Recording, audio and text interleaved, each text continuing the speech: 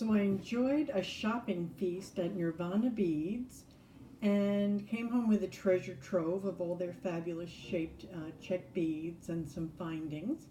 And I put together some projects using them. This is one of the multi-strand necklaces, and it's done with bead crochet.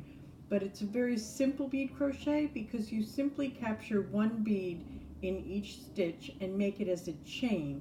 So it's not as complex as, say, the tubular kind of beadwork that we also love, tubular bead crochet. So in order to get the beads on the thread, and I love to use the metallic thread, it's really strong, it's resistant to breaking, and when it's crocheted, it gives you an extraordinary finish. It looks like fine jewelry chain because it has that metallic finish, but it's fiber, right? And I thread my thread onto a tulip twisted needle. So the tulip twisted needle has a huge eye, as you can see, but in the very end of the eye there's a little twist, and when you pull the thread down to reach the very tip of the eye, it gets captured in that twist, and it keeps the thread from falling out as you string your beads for bead crochet or kumihimo. It's quite an extraordinary needle to use for those events because it makes it way less aggravating having to rethread your thread during the project.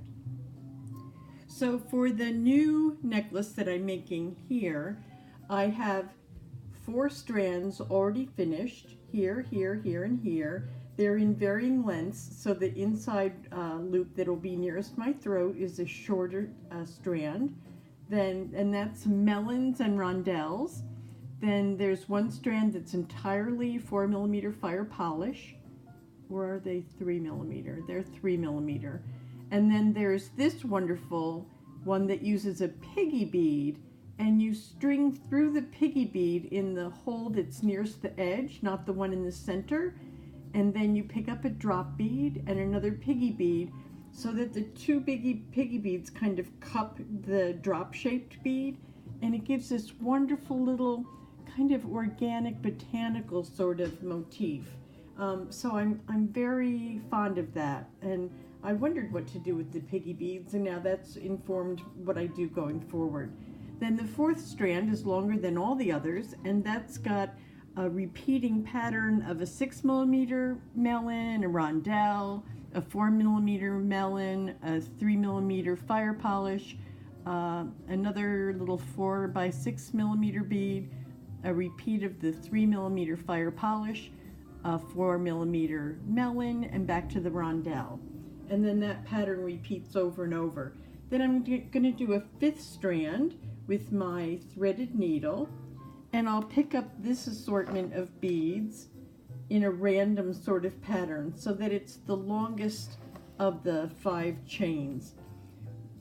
Afterwards, I'll put each end of the chain on a needle. I could use either my twisted tulip needle or a tapestry needle, or even size 10 if you smush the end of the thread with a plier should work. And you're going to sew into the loop on the finding, 1 strand per loop, so the shortest one, then the next longer, the second to the longest, and then the longest, in that order. So you would sew through the loop a couple of times and then back into the necklace, and I make at least 4 half-hitch knots to finish it. So I make one immediately, I go over one of the beads and I make another half-hitch knot, I go over another bead and make a half-hitch knot, so I do 4 on each side.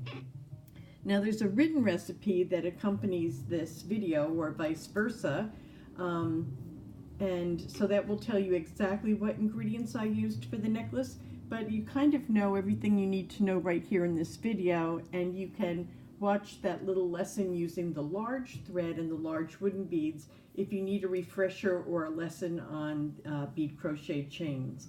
So happy beading, my friends, and you know where to find me. Okay, ciao!